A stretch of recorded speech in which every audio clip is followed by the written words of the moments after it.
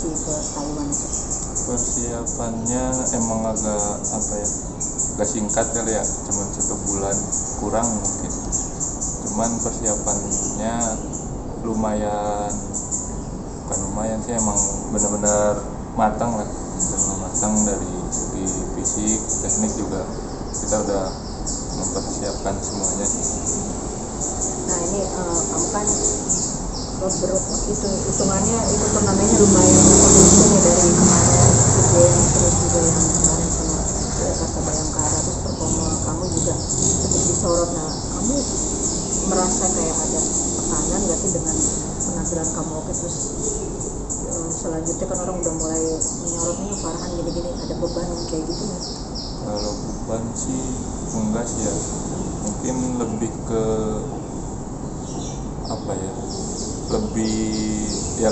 lebih semangat sih mungkin, karena kan mereka juga karena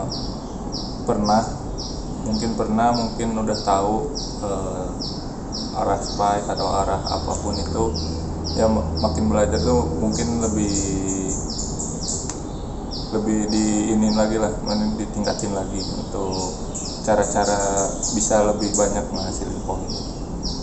Nah ini selama latihan nih dari tanggal 7 Juni itu apa bisa diceritain mungkin gambaran latihannya seperti apa gitu menuju ke Taiwan? Gambaran latihannya sih nggak beda jauh sama yang kemarin SEA Games sih, ya paling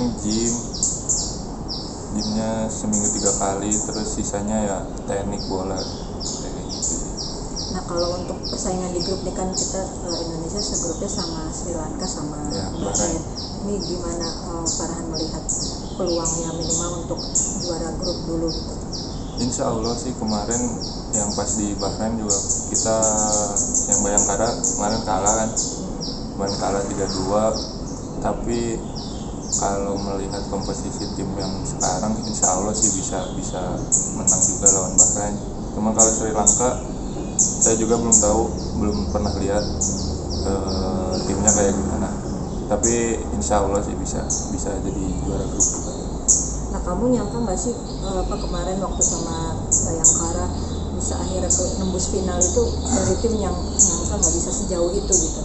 Enggak sih, karena si manajemennya juga nggak yang nargetin harus ini harus itu, cuman mereka bilang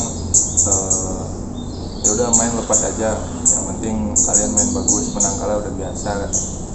Ya hasilnya ya itu main all out, main dia lepas, nggak ada beban, nggak ada apa, nggak mikirin kalah menang, yang penting main bagus. Tapi hasilnya ya alhamdulillah bisa dapat kedua. Ini waktu pas di sana memang kan persiapannya singkat kan ya, terus ngelihat kekuatan itu sempat kayak kaget gitu nggak sih? Awalnya kan masih di Asia Tenggara, terus langsung ke Asia. Karena gitu. pertama kali main di Asia sih ya kali, pas datang tuh gini kayak rasanya kayak ya ada sedikit minder lah, tapi ya alhamdulillah sih bisa ngebuktiin bahwa ternyata bisa juga main gitu. Kalau dari tim Indonesia nih kan setelah hat-trick kan mulai disorot nih timnas voli, terus kita juga turnamen menjelang Asian Games juga banyak. Nah itu kan harapan kayak penggemar voli sudah semakin tinggi nih buat kalian nanti. Kalau buat pribadi nih Farhan, kalau dari kalian apa yang perlu kamu tingkatkan untuk kestabilan permainan kamu nih untuk menghadapi turnamen yang levelnya semakin tinggi? Paling di recovery-nya sih kalau saya, karena kan emang nggak berhenti kan dari Pro Liga terus SEA Games terus kemarin ke Bahrain, nggak selama seminggu kemudian kesini lagi dan beda lagi. Paling ya itu sih di recovery buat diri masing-masing aja sih ditingkatin, karena ya ngaruh ke performa. Kalau kita sakit ya performanya juga nggak akan maksimal. Berarti lebih ke fisik lah ya Kak. Itu sih. Tapi kalau misalnya ngelihat skuad yang sekarang udah siap buat jadi mental juara di Asia belum sih Kak? Insya Allah bisa sih. Kemarin juga lihat tim putri kan sampai ke final kan. Jadi motivasi tersendiri ya? Motivasi juga sih buat kita. waktu ini nih masa waktu SEA Games kan lupa ya set berapa yang kamu tuh 9 langsung 9-0 itu. Nah kamu melihatnya secara umum tuh di Asia Tenggara memang Indonesia itu sudah lebih dari yang lain, atau apa karena belum ketemu Thailand nih jadi masih belum terukur secara kemampuan tim itu? Mungkin bisa jadi sih, bisa jadi kayak gitu juga, belum pernah ketemu Thailand. Tapi kalau dilihat emang di Asia juga mungkin udah bisa sih kita juga sebenarnya, cuman kan ajangnya juga terbatas, mungkin terbatas, saya juga nggak tahu, mungkin terbatas atau emang nggak pilih gitu kan. Jadi ya event-event yang kayak PC ini kan juga jarang, 2 tahun sekali juga belum tentu kita ngirim tiap 2 tahun sekali. Kayak cewek kemarin karena mungkin tuan rumah aja jadinya ngirim, ya contohnya itulah, nggak tahu. Terus kalau Farhan nih kan setelah performa kamu oke gitu terus disorot, nah itu ada tawaran nggak sih dari tim-tim luar gitu untuk kamu ikut kompetisi di liga apa gitu? Sempet ada, cuman belum tahu jadi apa enggak. Di mana, di Eropa atau masih Asia? Masih Asia. Maksudnya ada kamu kok secara pribadi ada keinginan nggak, maksudnya ingin ikut liga apa nih kalau untuk karir kamu? Pengennya di Jepang, Korea. Kalau yang ini banget di Itali sih pengennya. Di Italia.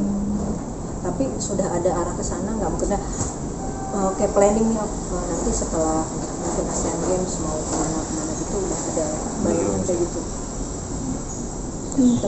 Tapi kalau kamu sendiri merasa ini nggak sih ada sesuatu ya kayak maksudnya kekompakan tim di kan kamu termasuk yang mudanya ya, terus kan dan banyak juga yang senior, untuk bisa meningkatkan kekompakan tim itu ada kesulitan nggak buat Farhan? Enggak sih, karena seniornya juga kayak yang welcome, terus kayak ngebuka kayak ke temen aja gitu. Jadi nggak ada, mereka tuh nggak ngasih ke kita, ke yang junior tuh bahwa ya aku ini senior, nggak ada kayak gitu. Mereka terbuka, kadang yang juniornya ngasih tahu ke senior juga kayak ngingetin gitu, mereka terima. Jadi saling ngingetinnya lumayan sering lah. Dan sejauh ini sih nggak terlalu yang susah banget dan nggak ada batasan bagi kita semua sih.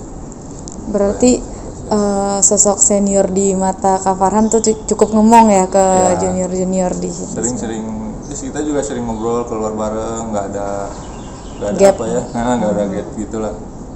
Kalau pelatih nih kan pelatih hitungannya pelatih luar ya, pelatih asing gitu, perannya buat tim ini gimana sih kalau kamu lihatnya kan dengan pencapaian yang kemarin itu?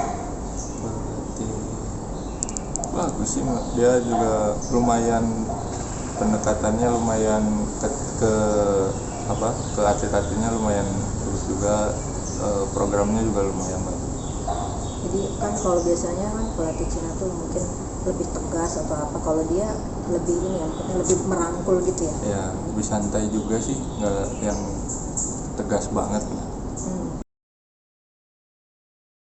Terima kasih sudah menonton. Silakan subscribe, like, dan jangan lupa komen di bawah ya Bola Spotter.